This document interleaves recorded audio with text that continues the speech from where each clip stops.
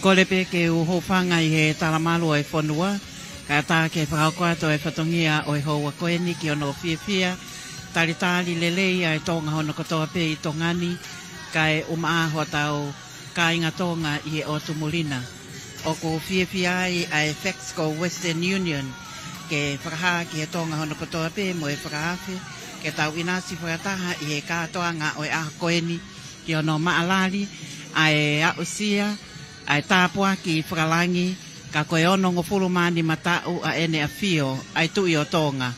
Pea koe polokalama o e aho ni, e whiawhini loto Nuku'alofa I e kolohawo wheleni te, koe One Tonga Block Party. Ai ako hono katoa ngai mo whakailo ngai o kau kia ia ngai kupu kehe o e society I he o wau o e aho ni. Koe hala tau whaahaweni I loto Nuku'alofa, ai o kia e wakai, ai ngahi kulupu kehe, tatau pe I he sipoti, koe ngahi community, koe ngahi matakali, o ko kau whakata ki hono maalari I Tongani. Bilingia ai ngahi fuka kehe I he whanua, le ngahi whanua, o ko whengawe aki, pea o kiai aho nau ngahi waa ngāue I Tongani. Whakamawhanai wakai ko ia, ki he whiawhia o e aho, takitaha whakaha, pea koe kai whakangata pe, ki he ka inga Tonga, ka oku wau ki ha matakari pe oku I Tongani. Ha matakari oku I Tongani oku oange whainga maalie, ke inasi I he whiawhia o e aho. Pea koe inasi I he whiawhia o e aho, oku whakaata, iai he ngahi wheitu I he hala tau whaahau, oku iai he whainga maalie, tak tāwhakatu uai a ene booth, pe koe ngahi whakaari, ke whakaha koe hae whanua o ku iai, ko Hamoa, ko Fisi, o ke matakari intia. Ka I he taim tatau pe, o kai mo ngahi whakatauanga mea kai, koe ngahi koloa, haele a ena a fifio. Biringia e whuka whakatui hala tau whaahau, pe unga tonu en mo e whale wikilani, aia o ku iai e whakahohaa me he I he hauani, me he Tungi Colonnade, ai au whiunga tonu ai ha ele, pea moe Tungi Colonnade. Ai au kiai ai lawe I he haua koe ni, ai whakahoko whatongia, ai kautau ai nea whio, ai whale o e matapule, kai umaafo ki ai wakai ki he whale o Tupou. Koe ha ele, whiunga tonu mai pea moe Tungi Colonnade, koe nea whiho koe tui o Tonga. Whakawhiloa ki kia ai Ekminista o e Potngau e takmamata mo e wholau ewa, koe Ekminista ia o e whepakatau aki mo e whakalakalaka wha ekonomika, pehe ki e tahine kuini o e taloni. Iai whoki ai lawe, koe whanki I whare alo, koe whanki tamaiki ia, koe tahine ko Princesi Halaevalu mataho, mo e tahine ko Princesi Eliana Nanasipau'u. Ka koe whiunga tonu ko ia, pea mo e mga wha I he ako ma orunga o Tonga, pea mo e lulutai. Aia koe whitaulaki anga o e hala matei alona, mo e hala tau whaahau. E whiawhi whakakoloa ko to e la a I Tonga, ka ako kei mama pe ai tuu ko ia o e whanua, fungani aki koe whiawhia o e aho. Koe whiawhia o e aho. Io koe aho nia, pea mo e whakahoko whatongia, komsoni whakamawhulalea Tonga.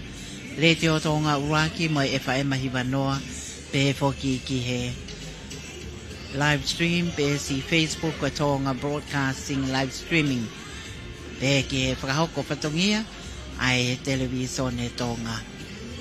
Ko ena a whiwhio, I he a whio anga, ta whaaki koe ni o Tungi Colonnade, aia o kuna a whio me ai.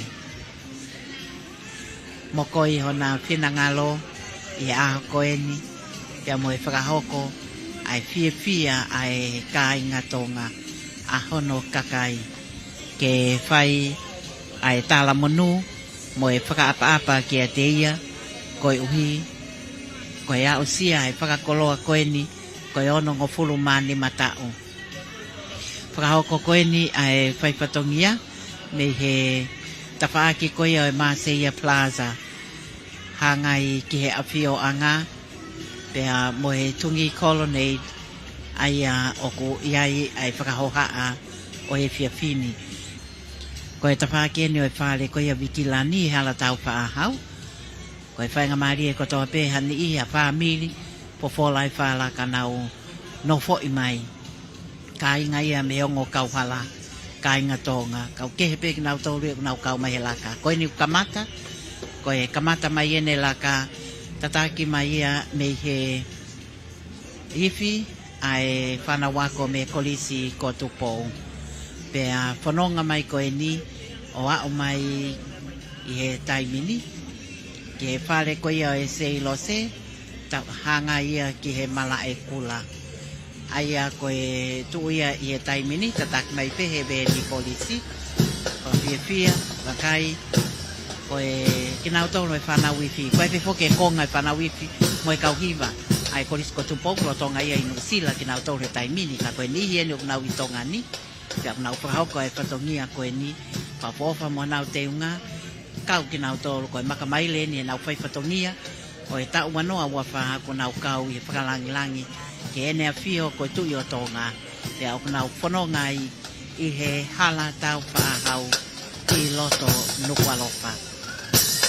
Aia ko e whanau iti a e korisi ko Tupou pea iai pea mo e ongo whaiipi pea rehe poki a e moaki mai ko e ni a e puka o ko wiringia kau poke a Nusila pehe ki Australia ko Australia hange ko ia o ko ha ai fuka ko ni pe mo me alele Australia pe a praha pe mo na waka ko iote Australia owa pepe ai kangaroo ia waltzing Matilda ko e fono ngai ni pakari ari ko pakaha o e apa pe mo e kau prata ko e akapulu e ia whao.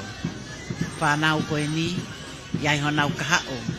Whanau whiwhine, tongia e whatongia koe ni, mau inga e poupou o kahoko ki a te nau tolu.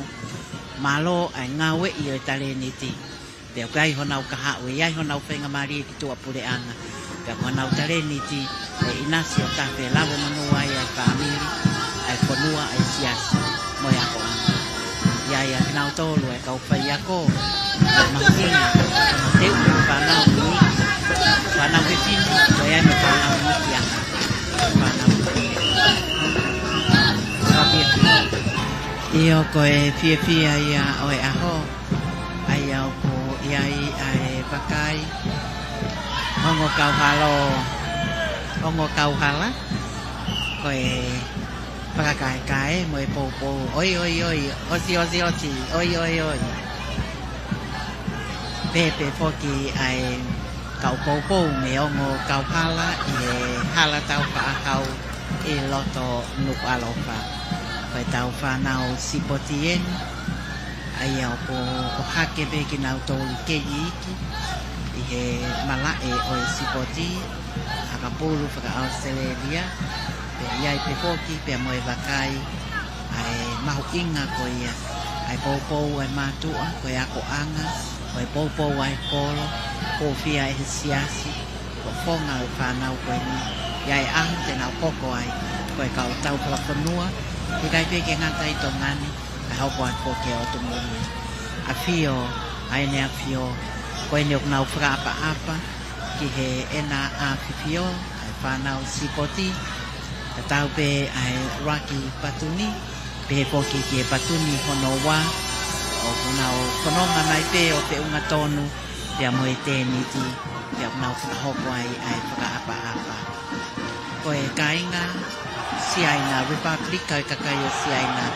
kau taha ko ia ko e New Era kau taha ia ko ne omi ngai koloa ke inasi aki ai ngai loto whare o i whane oi lei ko e taimia o kunau kuaki ai ke fia ko e whakaha ngai teunga pe poki na i tongani toko tolu mokun maono i e Digital Square te nau whakahoko ai ngahi tau o performance ka tau pe ngai kiwa ka tonga ngai kiwa ko siaina ngai kiwa nei mori ai a ko talako ni ko anga ni o na upia ko ko ngai ni o na upaiva tu fonua o na upahoko ai ai talako ni ko ni pononga I he hala tau whahau.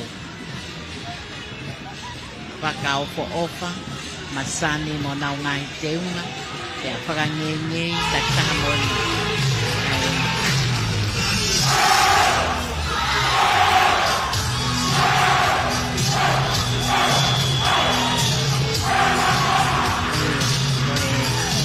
Teunga tonu mo e apio anga, ke he pea ngahi whakapa-apa.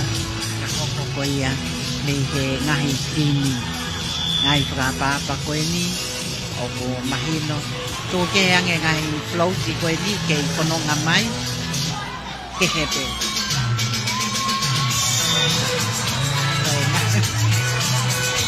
ke whanonga mai pe koe kainga me Australia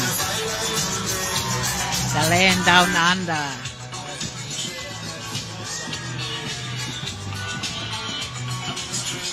Pana wifi me he kolisi ko kunsa lote angere na ulawe ke ane nai takta mo na pe ai pononga mo ene fasi mo ene hiva mo ene ifi ke flapie fia I na to ko e kai nga Filipaini ke ange pe mo to fradi ali ko ne o frahoko io ko e pana wifi me ngai Kolisi ta kui lau, dia ke kau pratanga I aho prakoloa koe. Ke pe mai kau pou, laha koe nau pia, kau pratanga I aho prakoloa koe. Io, one Tonga, Loha, Loto Nuku'alofa, koe Colonnade o Peninsula. Iai te ai ki monika, kono na mai ai. Te maka poko e toki pipia ai te koui ana I tonga ke taha a e nau tala munu o e hakai nau tau e a fio ko tuyo to ai nea fio ai tama ko Tupou ono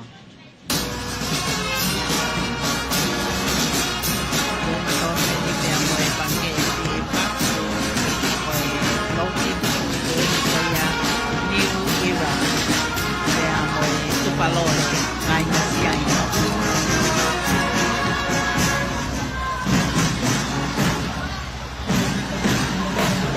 Io poi Granddaughters e Tupou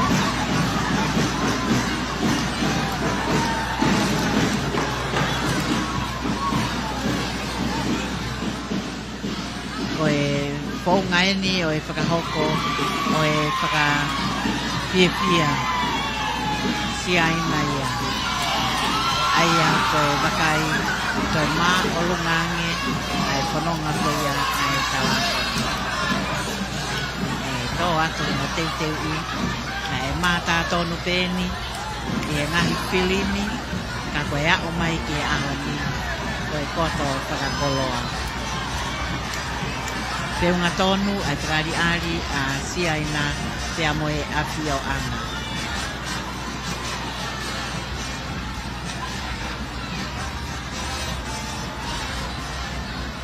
Koe a fio ana ia te amoe pra papa pra hoko. Ko pia bakai a te ngau tolu I kai ngā mūri tongani ngau ngawe ia konua I he businessi mo komersiale te au iai mo kau a o tonga I tongani ai mo ngai ko rama tongoni lau I milion ko poaso ina sia ia he pana wiki ai polisi ko pusalo te Filipaini Eliana ko pia te taha Nasi konua mūri Ange ko ia ko nau ai uni pakataha Ai ngahi kui Ai ngahi tala para penua Ai ngahi penua lah Filipaini Io nai muaki nai Ai poka Filipaini nau I tongani laha e nau nawe ia I konua ia kiai moi kau a nau kona kolau mai ki tongani pepe ai bakai ki he tari pia e tongani ai ngahi konua muri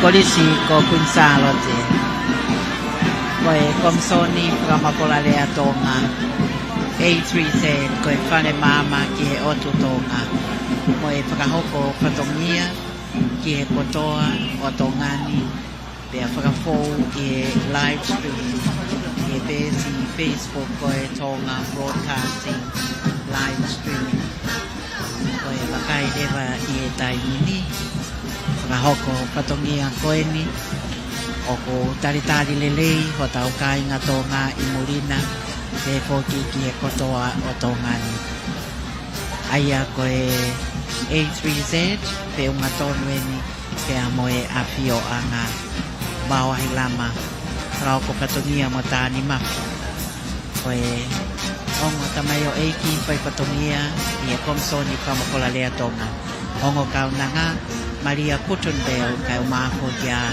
Liliani Polutele. Koe ipi ai potnawe polistoka. Oku kongona ai taha ape ngalu ea ngahi hiba kakala hiba meinguri kai hiba kakalotu. Koe fia moi hakai langi tau. Kau ko oka au pito. Bakai ke ongo kau hala. Kot ngawe polis Tonga, koe petrol boat, koe alo toru, ai oku kahoko me iai, ai floati oe ahoi, koe kongaeni, koe bakai ai pot ngawe, baha te ngawe aki pea moe kakai oe ponua. I he tauhi oe mauluta, ai noko merino, koe au kiai ai kaamu, Oku tau inasi pangataha I a koe Kot ngawe polis Tonga Pea moe tau hio e melino Ki nau tolu koeni O ki ai pepe moe toenga o nau kahoko Ai patongia Ki hono tokanga I kina Ai pepononga aki I hala pule anga tau te pito I loto Nuku'alofa I he poni Patongia ma patukituki O ki ai pepe no ngahi pole O ke ai hono ngahi whainga maari e ka koe taimi kotoa pe o mao whainga maari e ai le te o Tonga pea o ko o atuia pea moe fia moe whakapetai o ko taritari lelei wakai e ki ongo kauhala I he tawhaaki whakatonga koeni me Tungi Colonnade kei toi lahi pe ai ngahi floati ko tau kai ngā whisi ai au ko pe ki o tau kai ngā haamoa o nau fia ke kau whakataha I he whakakoloa One Tonga Block Party ko taimi pe ko ia koe pukai a Paula kau whakataha I he o kalama koeni Netalenie ai a hoki sa peswei kune pe koe kia nai te tuiprotu kainga koe tomu ai oe OG Sen Building I loto Nuku'alofa ko pisi, kainga pisi e ni Zambula Vinaka koe ipi ai kainga pisi iai ko kia ki nau tolu I he malumalu o e potnawe polisi a pisi nawe I he waa o e tautahi I pisi a e kotu uia I he tautahi wa fitu tolu koeni o nau I tongani nau kahai a tau patunga motua I konua I pisi a ke teu ngau moaki mo kotua ki mai e kainga pisi koe fia ka koe fia si kai ngau pai tokonia ngai ngau ke ngai kau ta business ngai ya ko anga ngai ngau e anga koi kala monue la koi fie ai ne apio koi tu yo to konu sila e moe bakai ai kunista oi malui be no sila koi kau kononga ai kule koi nau tolu me he ba a sotia anu sila koe bisko a ko Amerika kau prataha i he ahoni koe pia ka ko a pia koe tapaki o reload Amerika ia iai ko ki ai ni mau penga mari no poponua i Amerika pe au kana o kau he popo he te niti koe ni a Amerika koe Ohio State okay ya kau wifi e toko hiva e nuk nau moaki mai ok nau rotonga i tongani pai a ai ke ngai ako angahe i Fipalasa te a kau koki nau tolu i he koua ki a ngahi tareniti musika whanau i a ngahi ia polisi ok nau tokanga i kina o whengai aki ai ki a moe polisi i Tonga i o ko Ohio ia i Fipalasa ke hepe ngai whanua mohono ari mohono teunga koe sipoti o ki takuaki ai basketbolo e tau ate nau ki ari koe ni ia tau whanau tangata rahai tareniti koe tareniti o e sipoti tupakanga ke inasi ai kainga koe ni o ngahi loto whare o e family fia e tau whanau mau whainga maari e ai ngawe aonga ake o nau tainu o e whuka iai whuka e whainga maari e lahi inasi ai e tongani whingawe aki pia mo Amerika iai e ofisi whampastoa embassy a Amerika i Tongan ai o ke ai ngai whainga maari e no poponua kai ngai whainga maari e ki he whiako aki iai e whainga maari e ai o ko whai e wakai inasi ai i he tokoni o whakahoko nei Amerika fia ka koa fia iai e whanau tautupu nau kau whakataha ngai polkalama ke hepe whakalakalaka o i mo ui ko he polkalama ki ono whakatau ke nau tolu e ngahi ngau e mo e whatongia ai au whakahoko me he tautahi rotonga i Tongani ai kau wifi koe ni tautahi koe a Amerika mahu inga au pito ai e whainga maari e koe ni ngai mea lea nau ngawe aki mea ifi o nau ngawe aki kau nau lau manungo tapu aki koe Tonga i he aho whakakoloa koe ni koe whengawe aki iyo koe whanonga o nau whakahoko kau kai ai pou mahu inga ia iai ni ihi o nau wakai kia i he pōni kia ifi palasa ke te nau whakaamu ke nau poto, ke nau muia ke tareniti koe ni. Nau sio ke ngahi teunga o e sotia tautahi. Ke nau whakaamu, ke nau hoko koe sotia.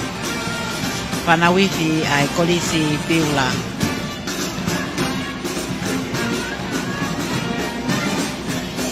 Oko pehepe ai fia mātua tau i whanau ke whakaha ai whakalangilangi o e ang koe ni.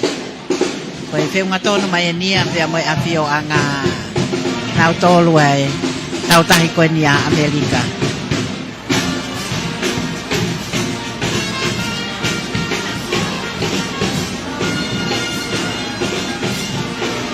Loto Nuku'alofa.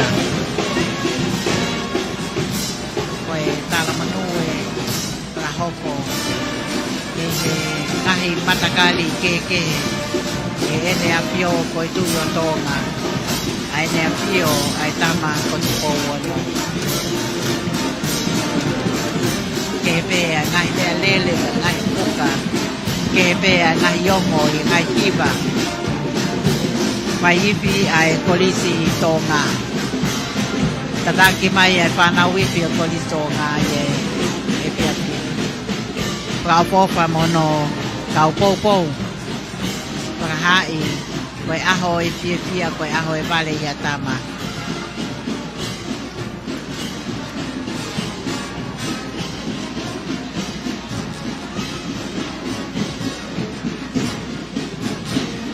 Pakakolo alahi pakai ke whanau ipi Kolisi Tonga me punga mana mo ui me atele o nau teunga kula mo hina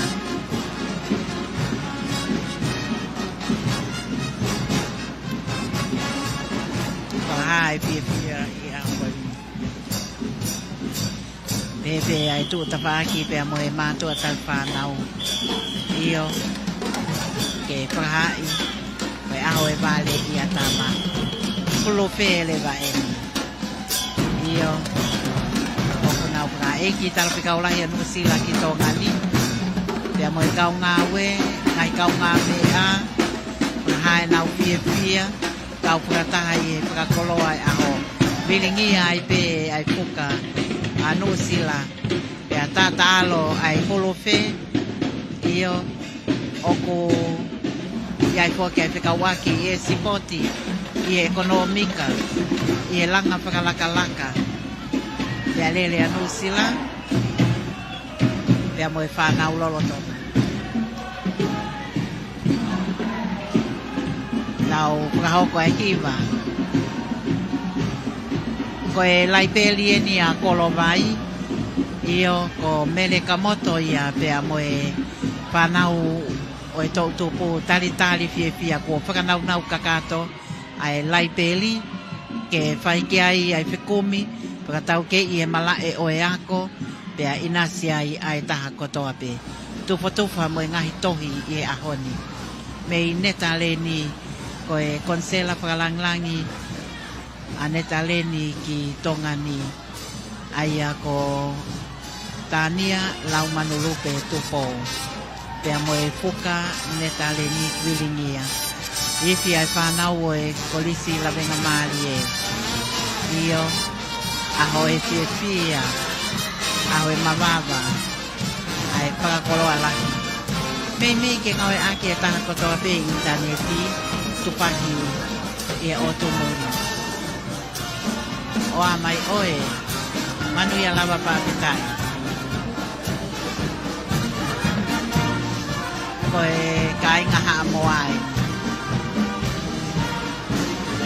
Aho whakakoloani ko na wausia E whai ai poupou mo whakaha Ai whekainga aki mo whekau aki Ai waha whekatauhi aki Ai ngahi whanua o e Pasifiki I Tongani Io Nā nau whakahoko ai ngahi whakariari Pa mo e ngahi siva I he whiawhi ane a whi I he Tungi Colonnade I he manafa koe ni Koe whana wifi Me he kolisi tai lulu Koe iwi palasa me ngahi kolisi E nau fia ke whai ai whakaapa Mo e tauhi Koe uhi koe aho whakakoloa koe ni Wausia E he whanua Koe whakaha o he whakalangilangi Ke ene a whio koe tui o Tonga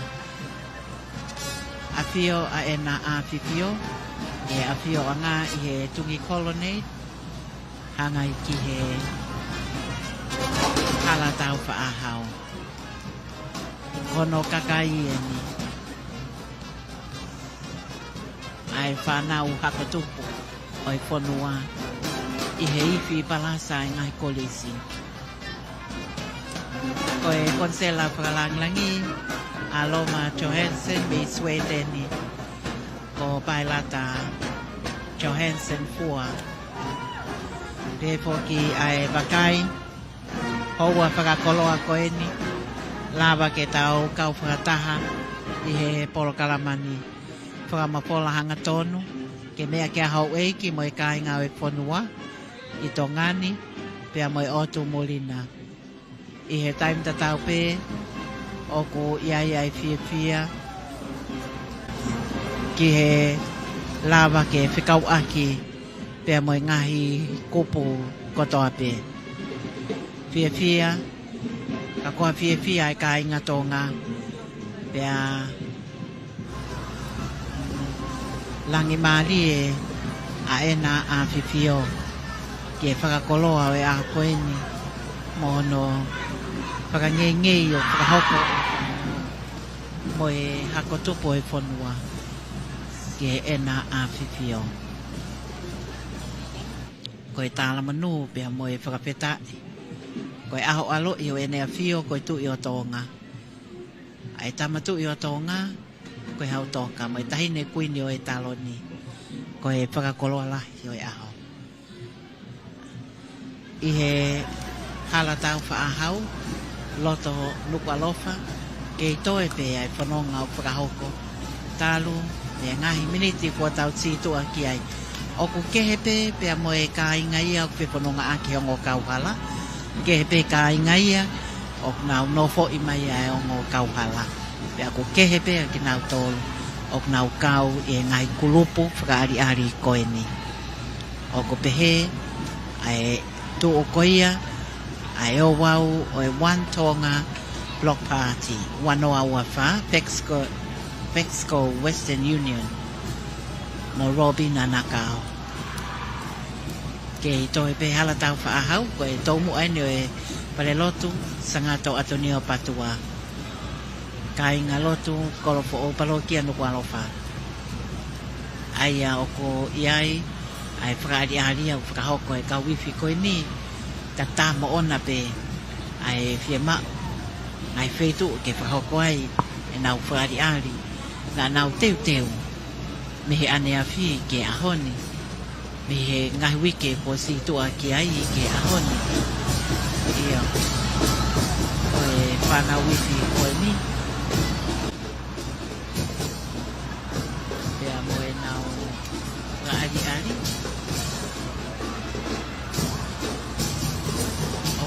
Muyaki e Panawuti ko e puka a Seapani.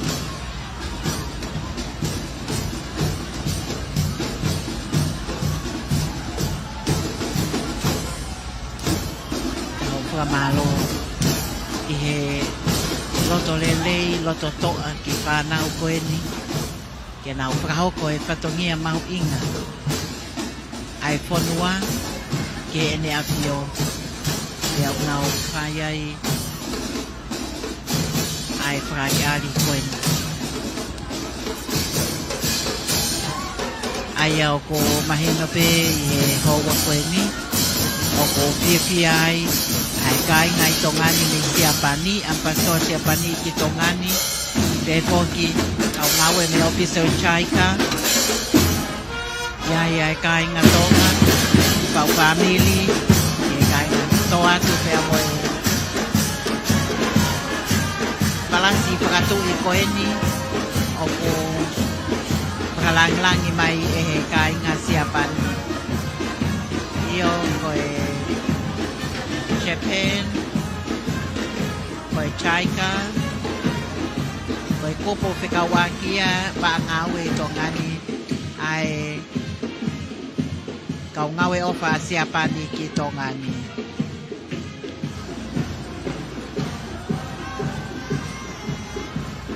pe ai fia ko e whakaha ai whakangei ke ena a fifio taim da tau pe o whakatau pe ngahi mea tokoni o ngō kauhala ko teu i me ngai community pe au ko iai pe ai kai whakanofo whakahoko ia me a Robina na kao mo Pexco Western Union ko ena a fifio i he whanonga whakahoko me ka inga Tonga mo ka inga a Siapani i Tongani aia o ko nau ngawe whakataha i e ngahi tuku i kolo. Ko e whiawhia, ka koa whiawhia, wakai ko ia, ki he kāinga koeni, te moe aki whakataha, lahi au pito, ai ngahi whanua muri i Tongani. Pakistan ko India iai te whoki ai wāwhengawe aki e kāinga India la ve i koe ai whengawe aki ke mo i lelei iai ai whainga maari e pola watani ka pai to'o ki India koe whakamapola lotu ki India koe whengawe aki e bislisi ki India e o ke ai te moe pare tu mono tu India tui koe kāinga India ya ngā hō mai ngai koloa. Makai koe ia ke tokolahi a ngahi matakari muri i Tongani. Iai pepea mo i kāinga Tonga ia i Tongani.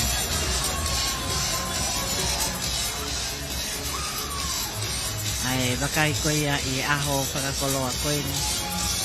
Whakahai e kāinga India e nau talamonu ke ene awhio. Ai au awhio a ena awhipio i he Tungi Colonnade.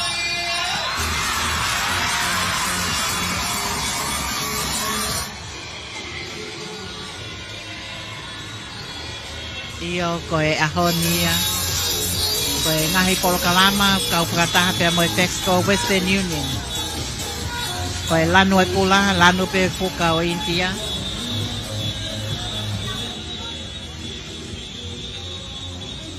Whakahai fia pia moe hakai lang tau. Koe pononga e ngai ponua taktaha o ki ai peho no ka wifi. Pia koe hifi palasa o kua poponga mai ea me ngai kolisi. Pia ko nau whakahai e nau fia ke whai ai pou ke kātoanga pia moe o wawe ahoni.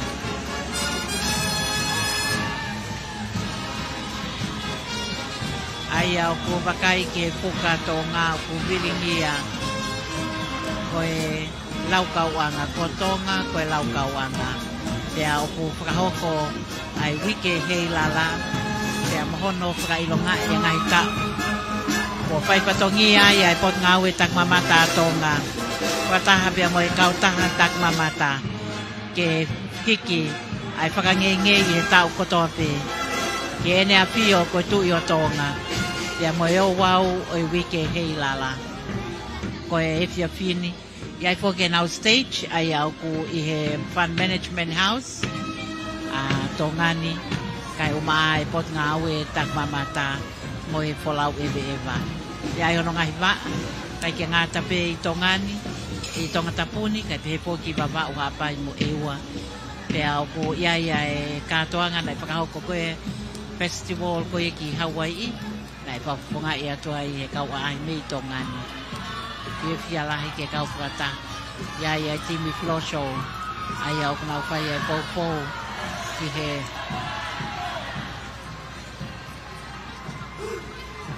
Koe tala manue whai ke ene a whio koe tui o Tonga. Me he patuni koe ni a Tongani. Ai a koe mei ngai kulupu floor show. Ke nau tōle ngai kupwhika waki whakatak mamata. Kai o mahafo ki ai kau ngāue. Pot ngāue tak mamata mo e wholau ewa a Tonga. Whakakoloa lahi. Wakai ko ia ki ngai whepopo waki. Whakaupo ofa. Ai fia pia mo e masani o e ngai teu ngā. Ko e aho whakakoloa e ni. Ai au ko pai ai ai whakangengei. Ko e whakalangilangi, whakahoko ia me he ngahi timi. Aia ko e kau whakahoko whatungia Western Union, Mexico Limited. Ko e fia fini. Ke nau tōna e tokoni ki he whakatukutu o e ngahi polkalama. Aia whakahoko e Robina Nakao. Pia mo e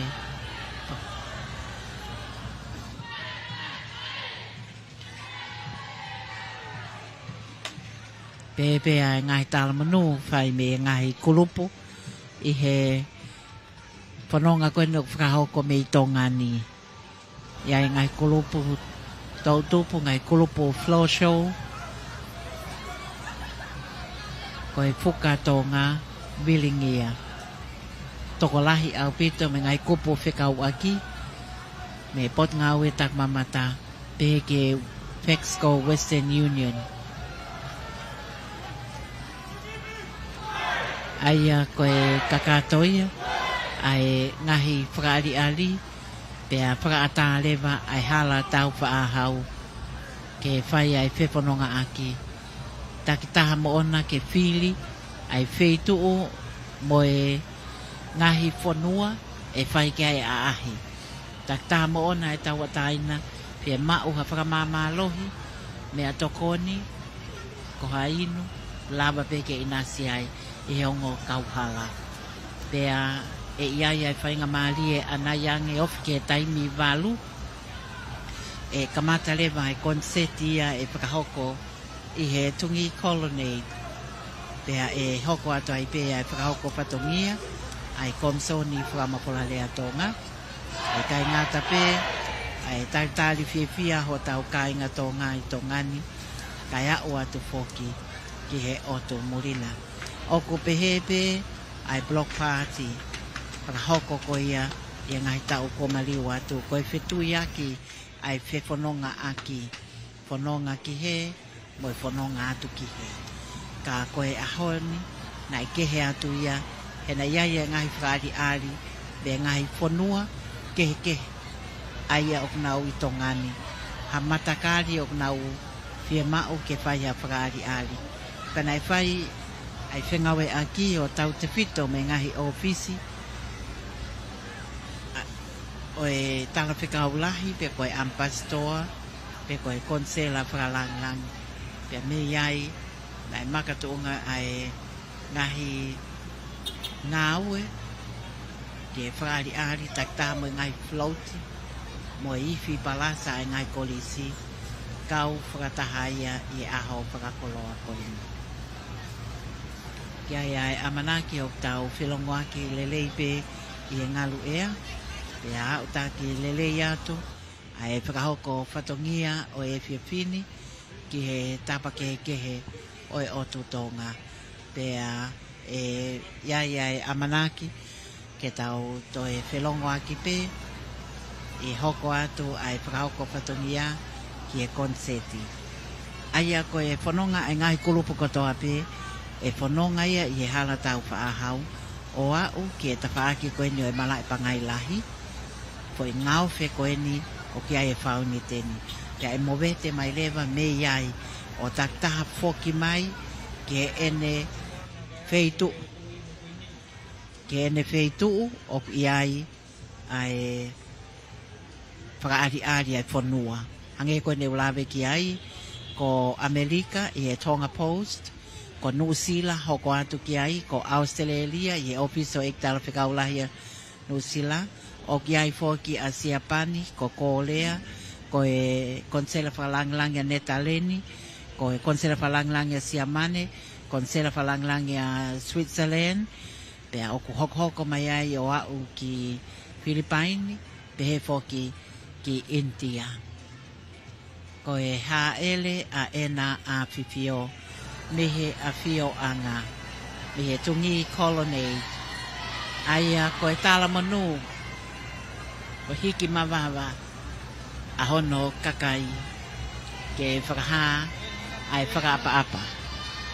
whakaapa ki he ena a fifio ko e tui moi kuini o Tonga hange ko ia ne ulawe ki ai e iai ai whainga maalie ke tau toi kau whakataha hoko atu ai konseti anai ange i ofnai ki e taimi walu ka koe haele a ena a fifio mehe a fio anga mehe Tungi Colonnade aia o ko kakato e konga uruaki o e whiawhini o ko whiawhia ka koa whiawhia kai ke ngata pe kāinga Tonga koe kāinga mūri nau tui fio i e pangai o e whiawhini me ongo kauhala me ongo tau moa ai au ko iai a kinau tolu koe ni koe whiawhia ka koa whiawhia koe lava ai Tonga pea moe muli ke whakahae na whakalanglangi mo whakaapa ke na apifio liwaki ai haele mehe a whio anga me he Tungi Colonnade. Aia koe ko ngā uruaki o e o wau e aho o e whiawhi whakakoloa koe ni One Tonga, Block Party, Fexco, Western Union, Robina Nakao, Takatoia. Liwaki ai ha ele, te whai ai tue mo e mawawa, te whakamawhana wakai, kau whakataha ngahi matakali, mo e ka inga tō ngā ke whakaha, ai whakalangangi mo e whakaapa-apa. O atai pe ai whakawhiloto mawhana ki e Tonga hono kotoa, lawa ke tau kau whakataha i e polokalama whakahoko whatongia, komsoni whakamawhalalea tō ngā, ki e kotoa o Tongani, kai o maafo ki e o tumulina. O ko whakahoko whatongia kakato, ki ono o atu ai ngahi ata, ki e whakahoko whatongia, pe au ko kei whai ai pe ai whakamalo e whengau e aki, pe moe pure anga Tonga, o maa ai malawa ke whakawhainga maalie, me he o ngā we polisi, koe hiko e ngahi whewhanonga aki, lawa ke whakahai ai ngahi mea lele, ai komsoni whakamawhalalea Tonga, i he whengau e aki ke whakakakato ai whatongia ke whanua, ai whatongia ki a hau eiki mo e kakai i Tongani pia momulina. Pēpo ki ai whatongia ki ono o mai ai ngahi ngā ue ai a oko whakahoko i he hauwani.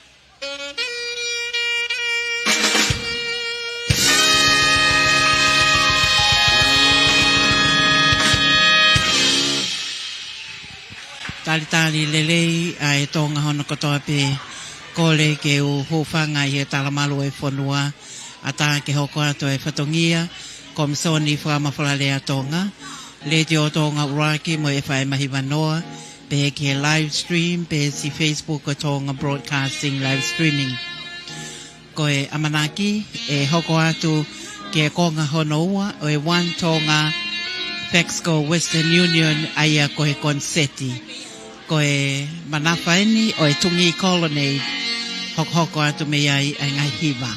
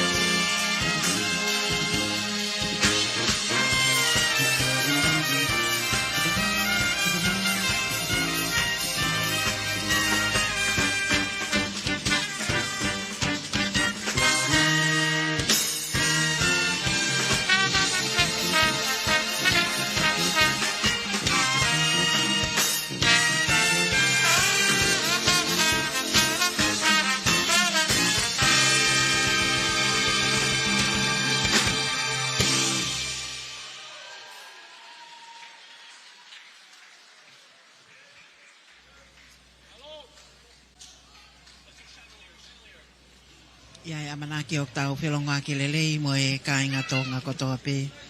Ko loto Nuku'alofa hili ai laka nai whakahoko mo e floati me ngai whanua keke o kui Tongani. Ia whainga maari ke tau inasi e ngai whakahateu kai pehepoki ke ngai item. O kui ai pe mo e tau whana wifi me ngai kolisi pe a pehepoki ai ngai teunga o e ngai whanua mo e nau ngai whaiwa whakawhanua. Ko e hoko atu o ko amanaki ke hoko atu e ofi ke taimi walua e konseti e taimi tatau pe ke i whainga maarie lahi au pito au tau kāinga Tonga whakao ngai ai ngai teu me ongo kauhala e whiawhio i community e whiawhio e ngai kolo na e whakawhei e Fesco Western Union e a konau tolu o nau tataki ai Polkalama ko ia One Tonga Block Party ke o mai ai ngahi mea tokoni ngai koloa ke whakatau aki e whiawhini lahi au pito ngai mea tokoni o whakao ngai.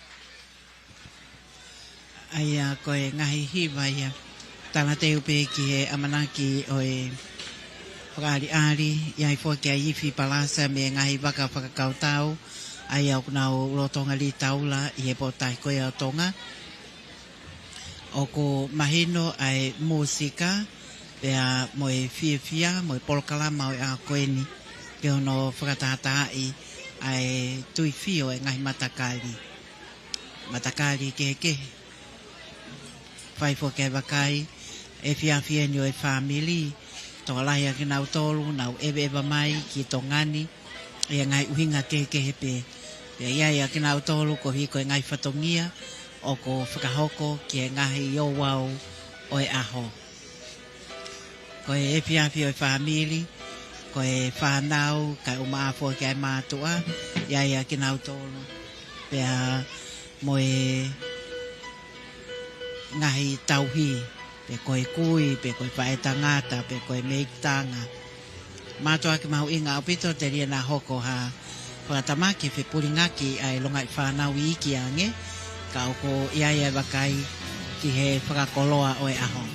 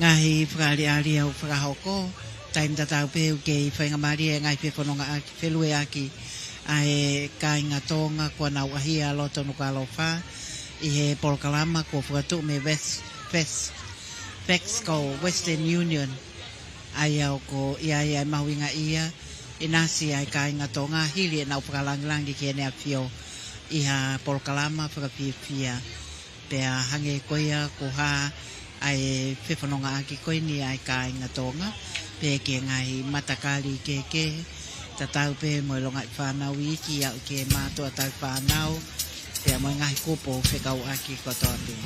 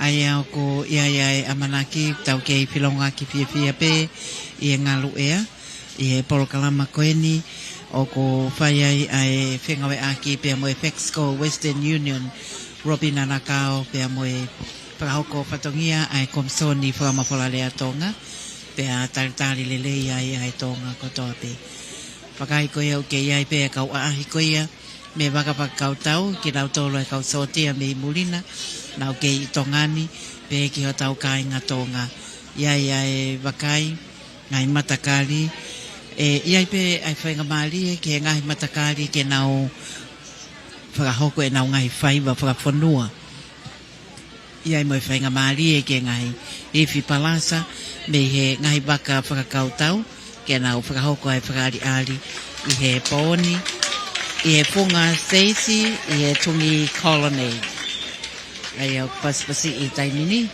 ka kato ai timi koeni na nau whakahoko ai iwi palasa i ngai hiwa kua tau situ aki ai koe teunga e o ngawe aki koia e Robina ai teunga koeni o e Republika o Sek ai a koe konsela whakalanglangi koia ai puleanga Sek Republika o Sek i Tongani ko Robina Nakao ai o ko ene o kune ngawe aki whakatahaya i ene whetarano aki pia moe kaungawe koe nei Western Union koe lanu blue lanu hinehina pia moe lanu kulokula iai pe foki pia moe Fotunga oe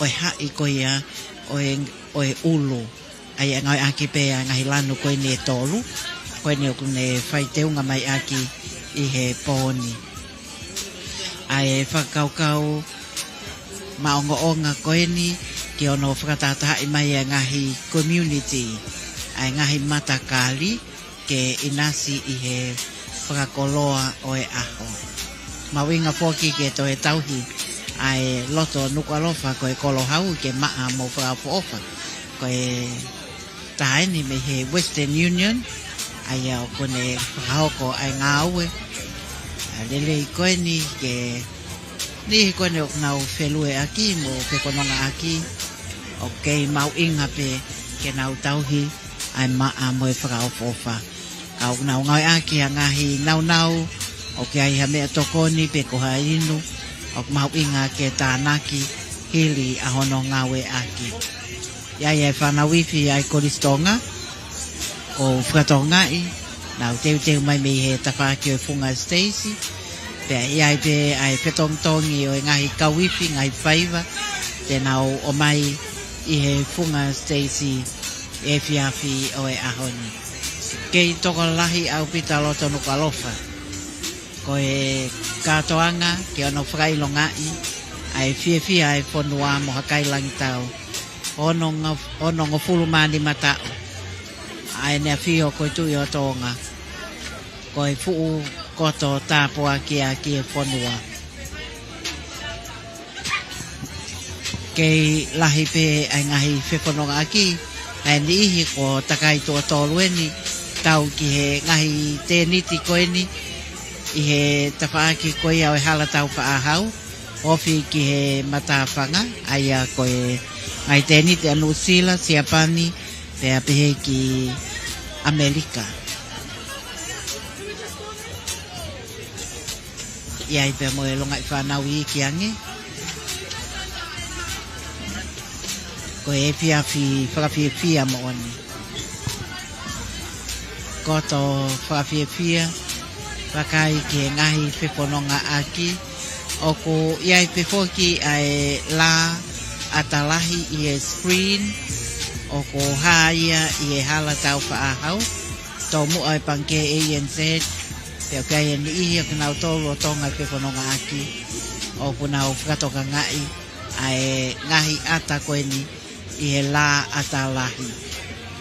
Koe uhinga ia o whaiai ai ngahi taalo toho ki he la ata lahi.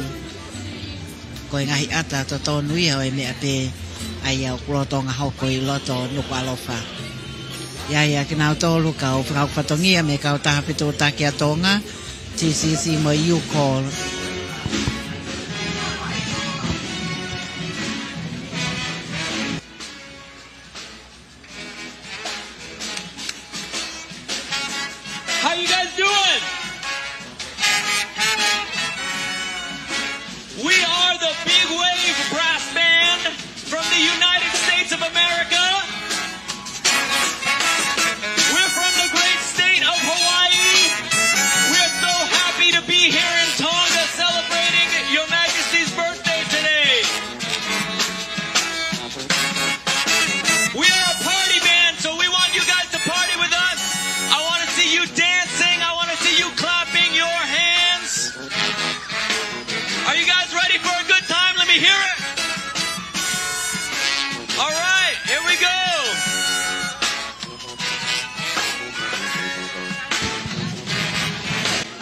ko e whakapainga maali e ni ai hala tau whahau i he ha ele mai a ene a whio ai tu i o Tonga ko e One Tonga a block party ko ene a whio ko e tu i o Tonga mo koi ki he polokalama te a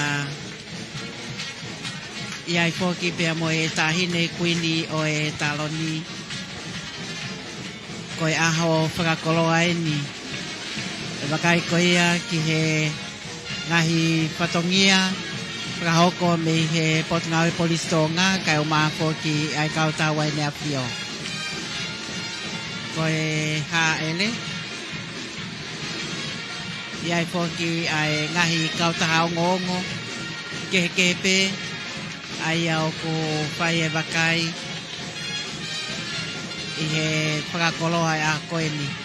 Koe ne a whio, koe tu i o Tonga, ai tamatu i ko Tupou ono te a pehe poki ki he tahine kuini o e taloni.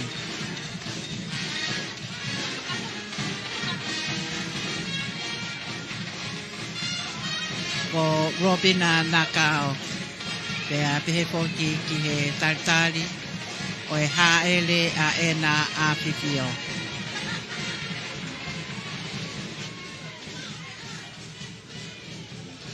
Mea heni, ai ongo ki i tamai ki prinsesi.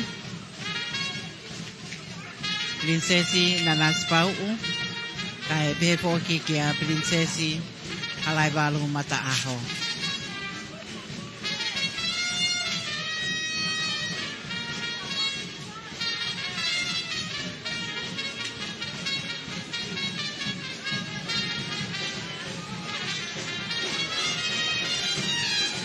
O ko haunga ki he Tonga. Whakariari koe ni o praho koe punga Stacey. E whia e tautahi.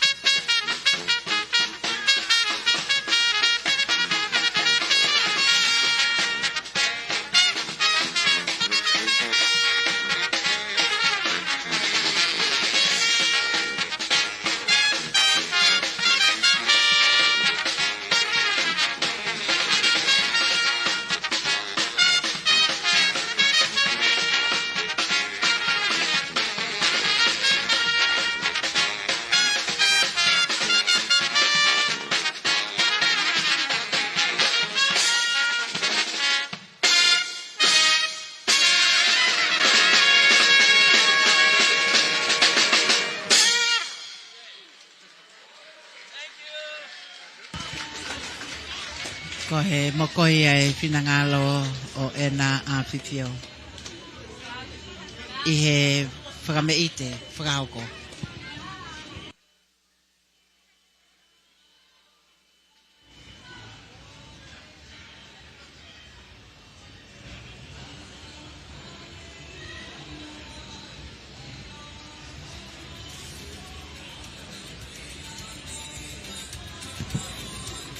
Ai au ko ia e whakatawangi toi tokalahi ange pe au no fo mai ai a takai koe ni o Tungi Colonnade ai au ko mahino koe hi koe ngai whaiva mo ngai o wau e whakahoko.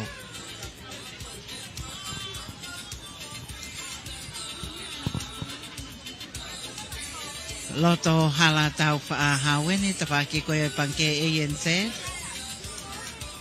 Fia, toi toi. Kau hoko koe makamaile. Ia ni iho ko nau to ai ngahi ata. Na nau kau i he poe. Fia o a koe ni. Fia ai family. Fia ai whanau. Koe tau tupo. Fia ai whanua.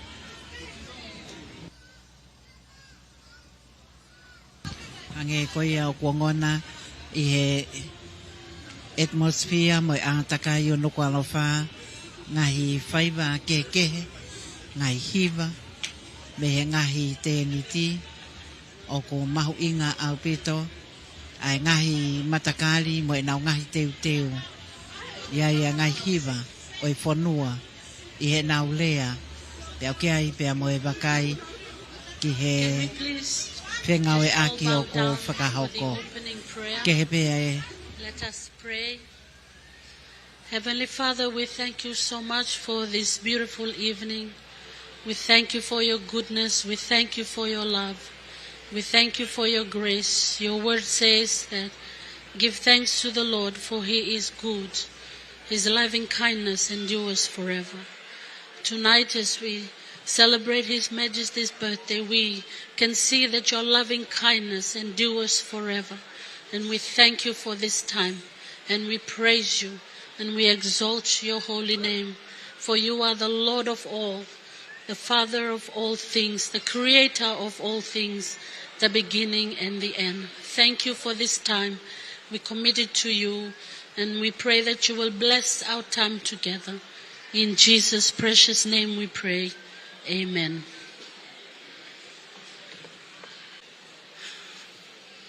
We acknowledge our gracious and loving God for blessing us with the diversity we are here to celebrate this evening.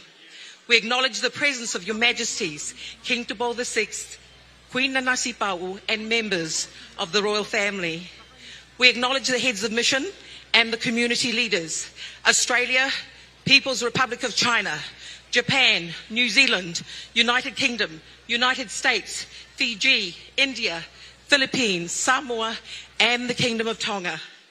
Our heartfelt thanks to each and every one of you for your amazing effort and commitment to make this evening special for His Majesty.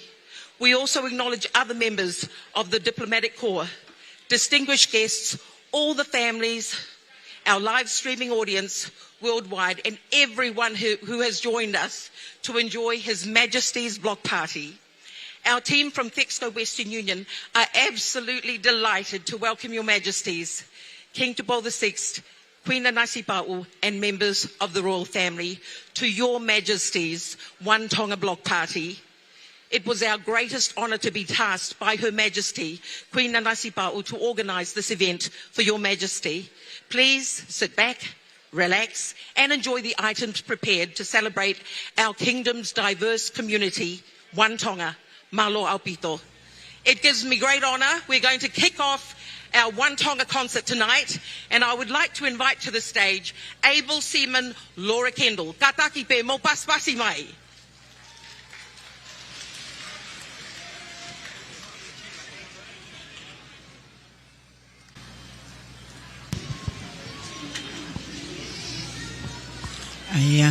Good evening, Your Majesties, Royal Family, and all attending tonight. We are the Royal Australian Navy Band. We would like to start our performance with I Am Australian and Waltzing Matilda. Please welcome the band.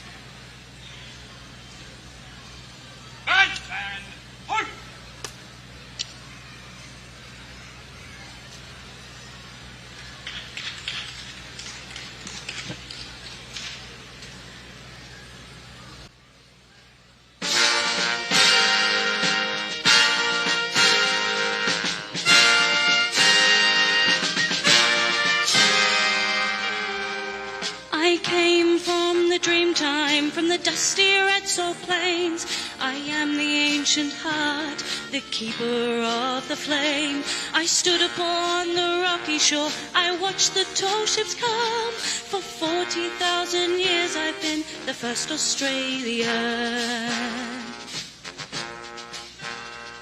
I came upon the prison ship, bowed down by iron chains. I fought the land, endured the lash, and waited for the rains.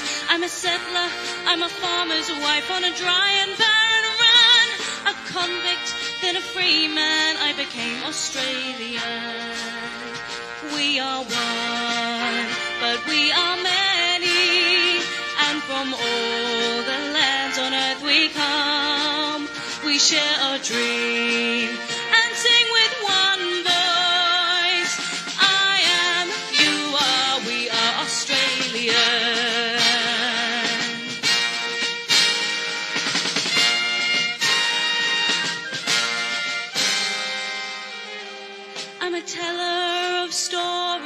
I'm a singer of songs. I am Albert Namatjira, and I paint the ghostly gums. I'm Clancy on his horse, Ned Kelly on the run. I'm the one who waltzed Matilda. I am Australian. We are one, but we are many, and from all the lands on earth we come. We share a dream and sing with one voice. I am, you are, we are Australian. I am, you are, we are Australian. Waltzing Matilda, waltzing Matilda, who'll come waltzing Matilda with me? And he sang as he stuffed that jumbuck in his tucker bag. Who'll come waltzing Matilda with me?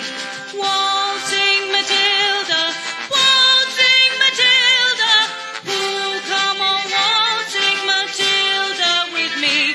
And he sang as he stuffed that jumbuck in his tucker bag. Who'll come waltzing Matilda with me?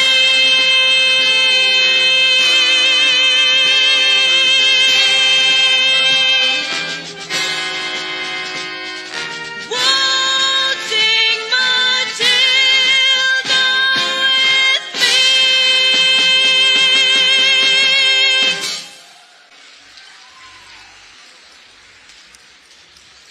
Thank you.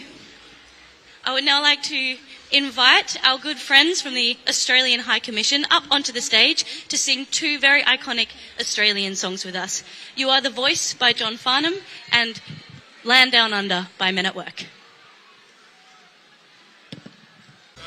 Kai ngā Australia, lano pēia o nau ngawe aki, lano mata mo e nge ngā koula, whakaapa-apa ke ena āwhiwhio, me funga Stacey, aia o ko i he Tungi Colonnade, to he tokolahi ange ai kai ngā Tonga.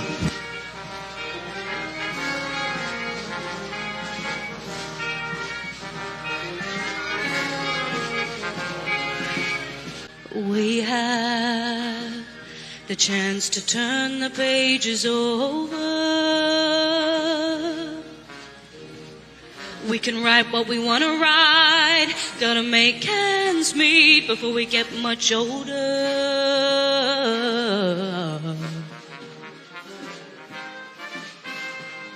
Oh, we're all someone's daughter.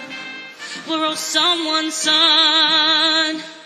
How long can we look at each other? Down the barrel of a gun.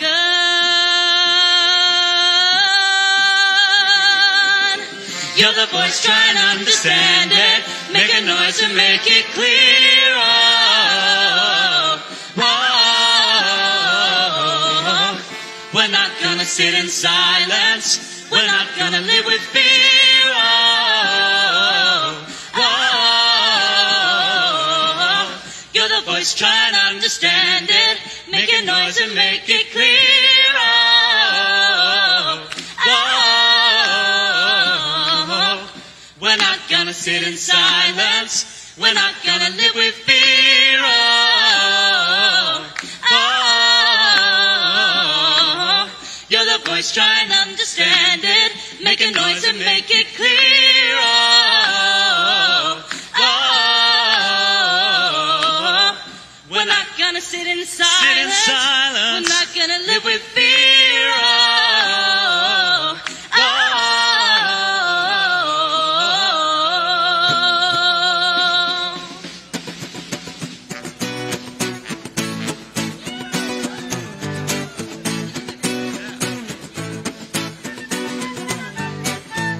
Buying bread from a man in Brussels. He was 6'4", full of muscles. I said, do you speak my language? He just smiled and gave me a Vegemite sandwich. And he said, I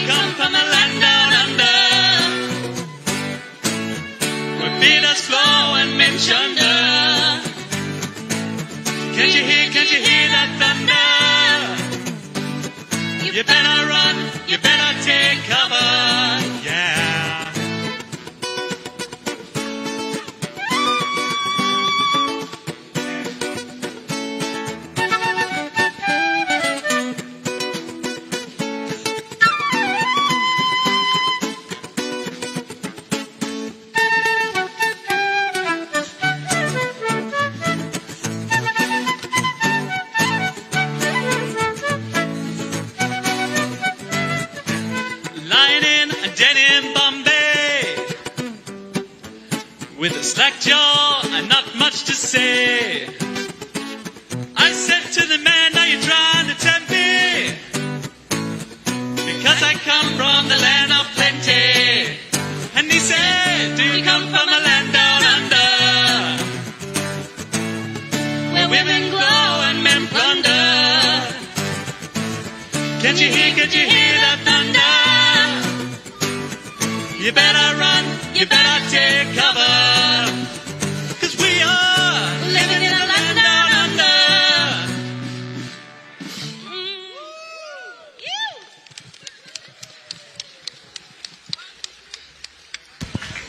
Hiwa ia ai tangata koe ko John Farnham. Tala manuia. Kainga Australia. Tangata hiwa ko John Farnham mo hiwa ko You Are The Voice. Te fōki ke Men at Work mo hiwa ko Down Under. O mai he kainga ko Ifi Palasa. Ko tahapia mo kinau tolu ngā hui he ofisi. Eiki talawhika ulahi a Australia I Tonga ni. Lanu nau ngawe aki, lan mata mo inge ngā koula. Te koe fia, ka koa fia, lau manu mo tāpo aki. Ke kau I he whakameite, koe maalari, ai aho aloi o enea fio, koe tui o Tonga, a enea fio tama, ko Tupou wono. Iai before ki ai whaiva me matakari, hange ka te au ko Siaina, Republika I kakai Siaina, ka ko Robina na kao tēnei whakaukoko mai ai ngahi whaiva.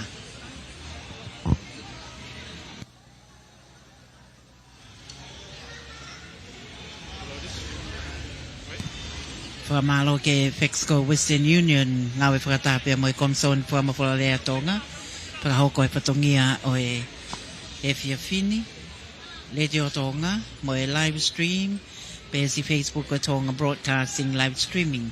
Your Majesties, ladies and gentlemen, the song Horse Racing, presented by Chinese Embassy here in Tonga and performed by the visiting Dongguan Visiting Art Troupe. Hope you enjoy it. Happy birthday, Your Majesty.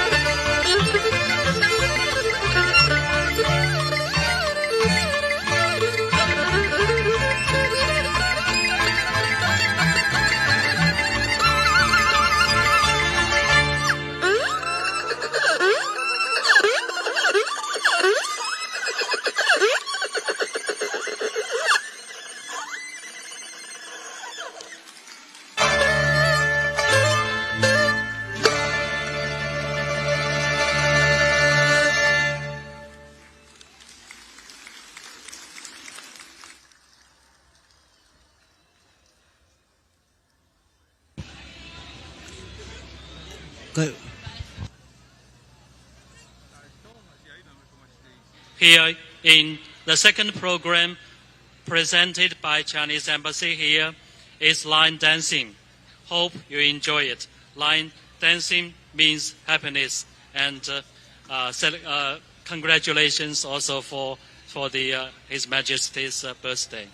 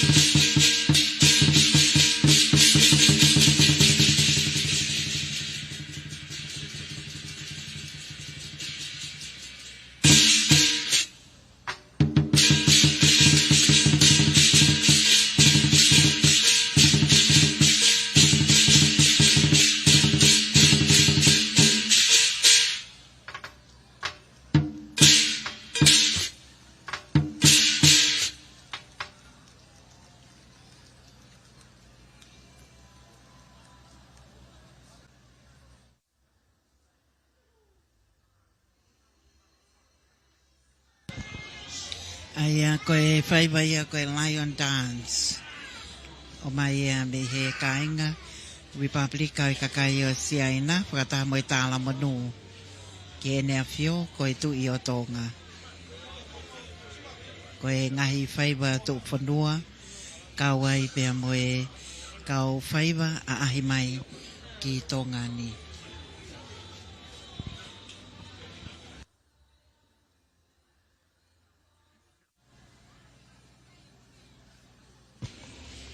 Ai mo whainga maari e ke ngahi matakari ke punau i Tongani na nau kau i he floati mo laka o e whiawhini One Tonga Block Party. Iai pia mo e bakai ai polkalama whakakoloa koeni, whakameite ki ena awhiwhio. Good evening, everyone. We are the crew of the Japan Maritime Self-Defense Force, Frigate J.S. Noshiro.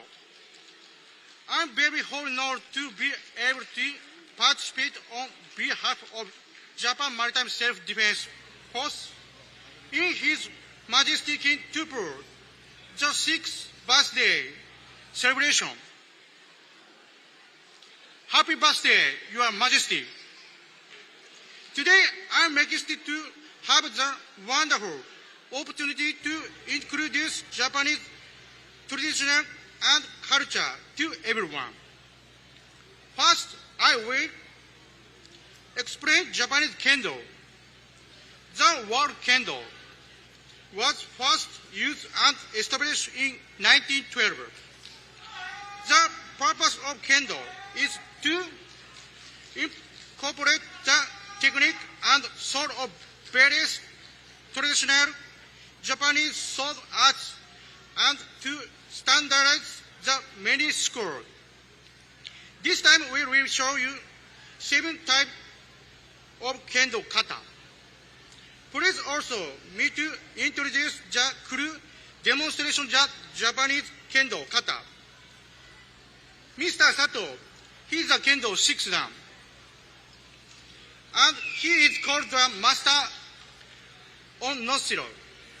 Mr. Tasaka, he is a 4th dan of kendo. In Japan, he teaches kendo to children. These 2 guys could be Darth Vader, Dark Lord of Sith in the Star Wars. Now please take a look at the Japanese kendo kata.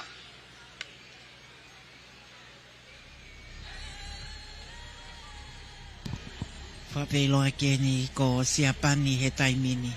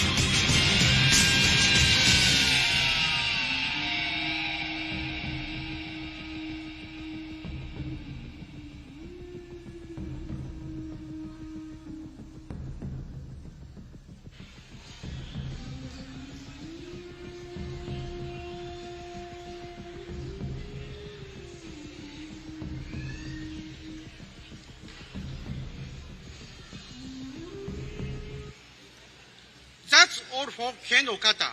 Next we will show you a karate kata named Bastaidai.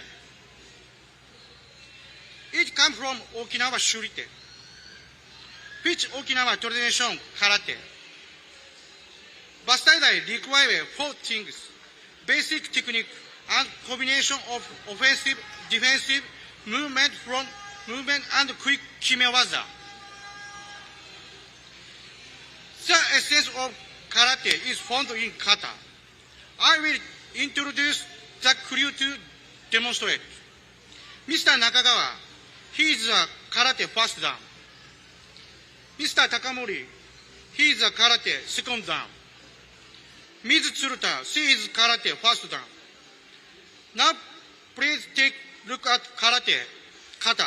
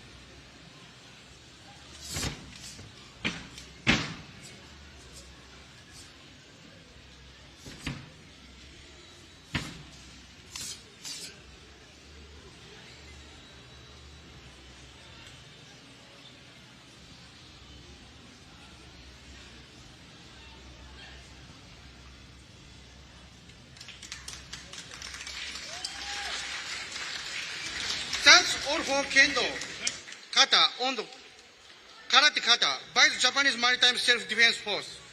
Thank you very much for attention.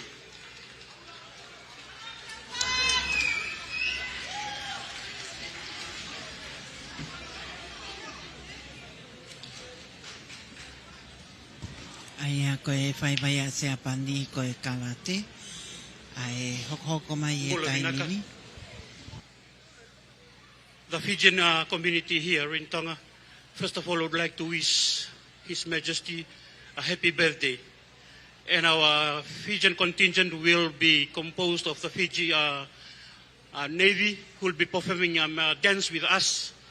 And also the Fijian community here in Tonga will be performing Fijian dances. And I do hope that you enjoy.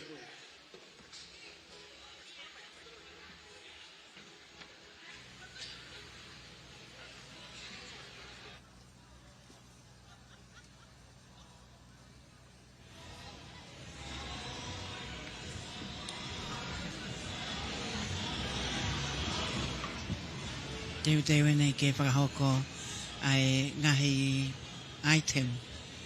Hiwa, pia moe whaiwa, kai ngā whisi I tongani, pehe ki e konga kau a whisi.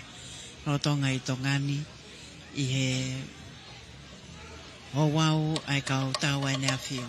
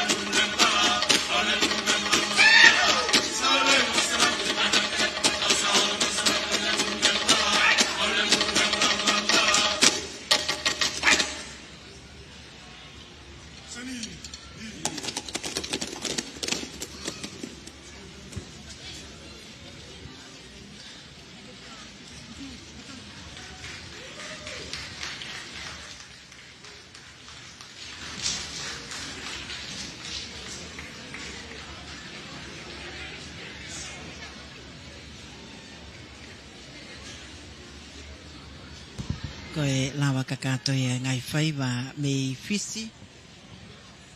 Isa, tau ko kei toi pe ngai whaiwa fia ke whaia e whakameite ke ena a fifio.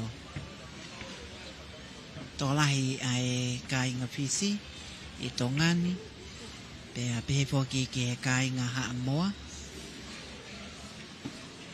Ai au ko mahino pe ai whewholau aki. Ai ngai whanua o e Pasifiki. O ke ai pe kau hiwa, o ke ai pe kau whaiwa. Pakahau koko ia i e whiawhini. Ke hoko pe me ngahi tēniti, ngahi peitu ke i hala tau whaahau ki ai e ngahi matakari. Tak tāmona pe ngai polokalama tu ke pe ai polokalama ko ia o e Hawani, Tungi Colonnade.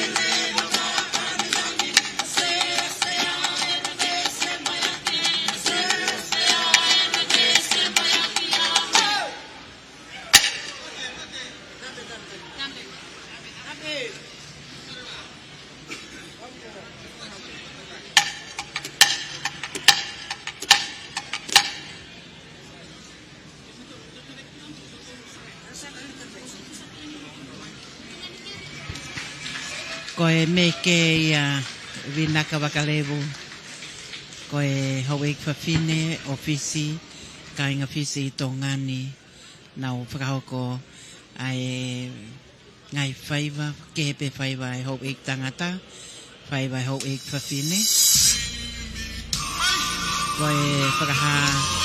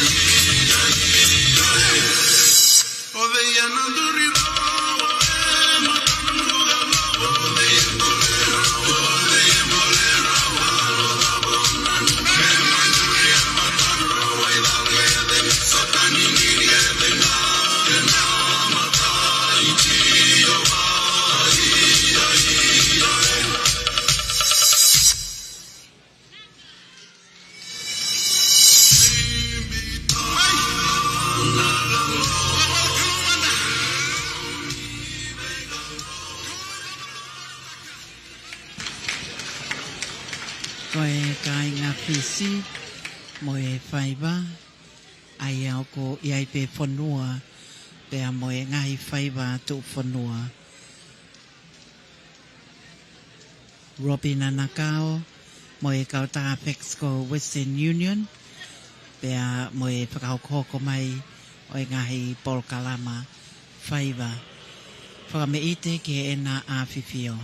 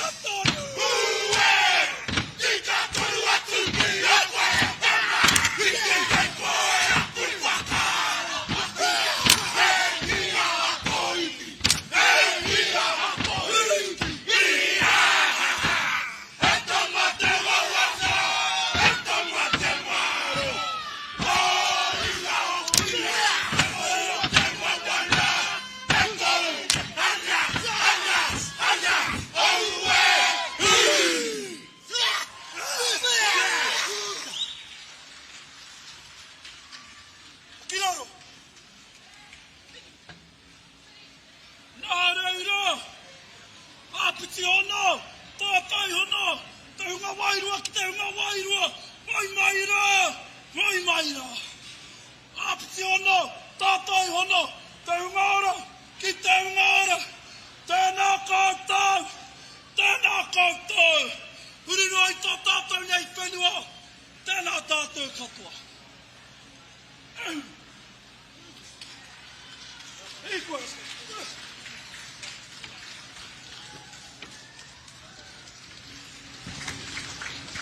Koe kai ngā Māori mei Aotearoa. Pawaponga i mai a Nu'sila. Aia koe ngahi whanua whengawe a kieni pia mo Tongani. Koe whaiva mo e tāla manu ki he ene a whio koe tui o Tonga.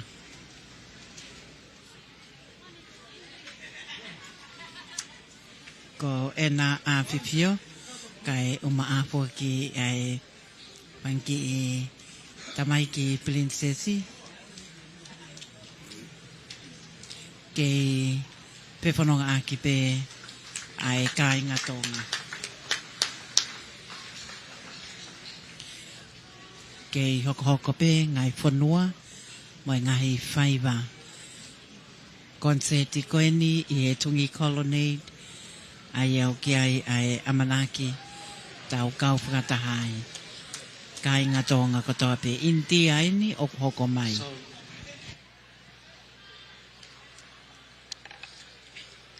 A very good evening, ladies and gentlemen. We are here to represent India. This is the Indian community in Kingdom of Tonga. Before I proceed and address the dance item this evening, I bow before His Majesty and we wish you a very happy birthday. Our first item is called Garba dance. Garba is traditional Gujarati folk dance, typically performed in the 9 days celebration, and it is originated in the state of Gujarat. It is a vibrant and energetic dance form that has been an integral part of Gujarati culture for centuries. Thank you. I hope you will all enjoy this item. Malo.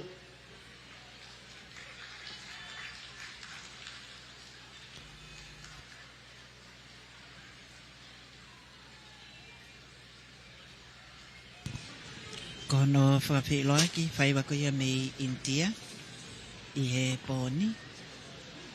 Whika ono ia ngai whaiwa.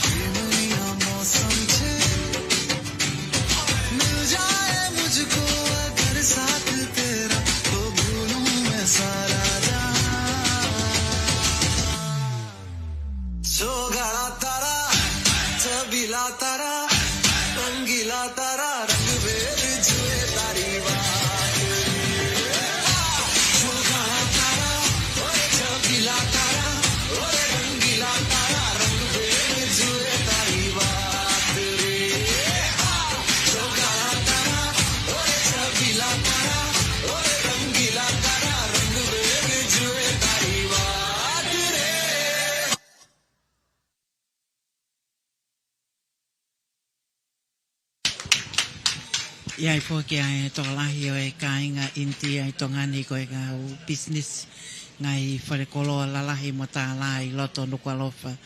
Iai pē mo e kau kāinga intia nau whiawhia ke kau whakatā hoa koen.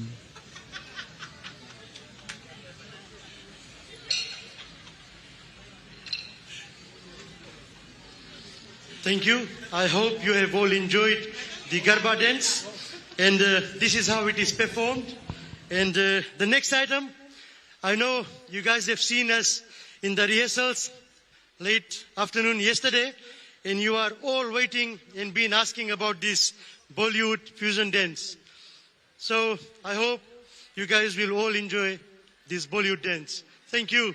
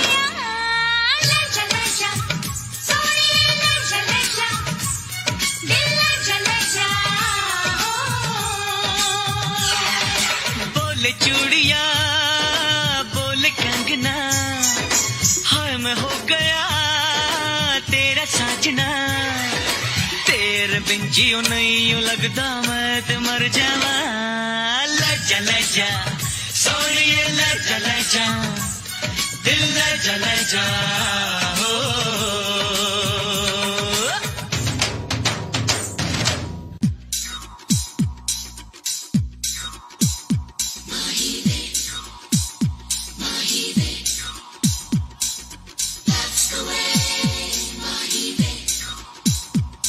तेरे माथे झूमर दमके तेरे कानों वाली चमके है रे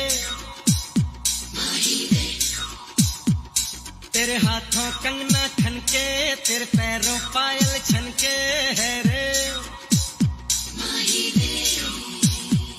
नैनों से बोले रब्बा रब्बा मन में डोले रब्बा रब्बा अमृत घोले रब्बा रब्बा तू सोनिए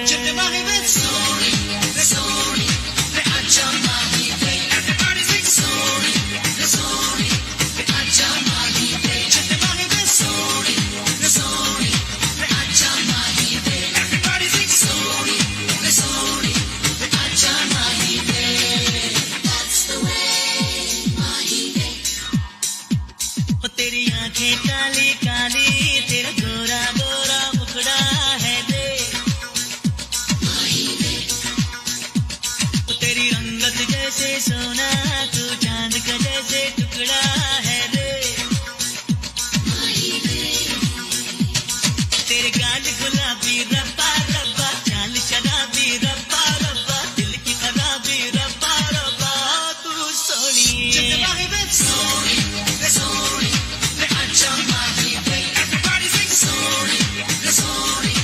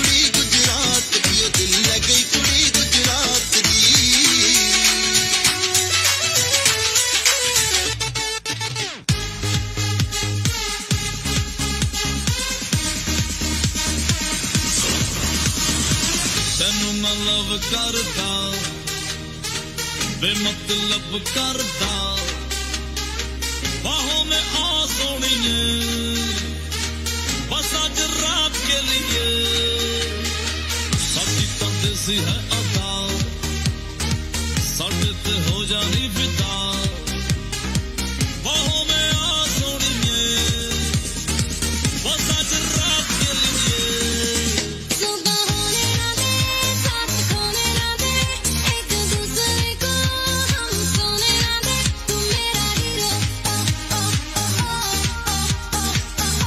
ओ तू मेरा हीरो सुबह होने ना दे साथ होने ना दे एक दूसरे को हम सोने ना दे मैं तेरा हीरो हाँ hero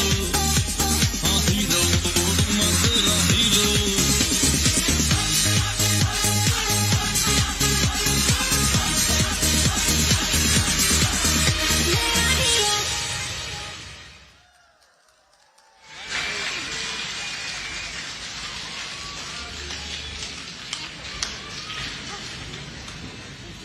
Rahul ia pea mo e whaiwa o kua mai me e kai ngā intia i tonga ni.